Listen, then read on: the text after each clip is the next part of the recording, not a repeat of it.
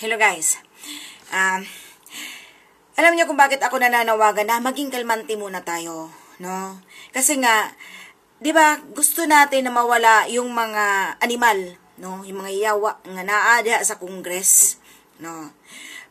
Pag nagkaroon ng, alam mo naman yung utak ni Bongbong Marcos mo, kalit gani nagtuyok, pag mutuyok na gani ng utok ni Bongbong Marcos, baka sasabihin niya na magkaroon ng postponement o walang eleksyon. So kapag walang eleksyon guys, yung mga animal na mga yawa nga naada sa Congress, magtuloy-tuloy sila. Diba yan ang gusto nating mawala kasi last term na yung iba. So, yan ang gagawin natin, maging kalmante muna tayo dahil isang buwan na lang, eleksyon na. So lahat tayo bubuto, wag tayong matakot. Sasabihin natin may pangangamba tayo na baka dayain ni Garcia.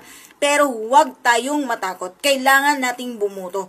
Kailangan nating ilagay ang ating mga kandidato para mawala lahat ang mga tungaw at mga garapata dyan sa ating pamahalaan. So ngayon guys, saka na tayo mag-iisip ng ganyan. Manalig lang tayo guys. Alam naman natin si President Duterte, bukang bibig niya ang art of war. So, yan ang dapat natin. Wala mo ng gulo, wala mo ng kumusyon. Nakita niyo yung hulo-sulo, kung ano ang ginagawa nila sa Tawi-Tawi, si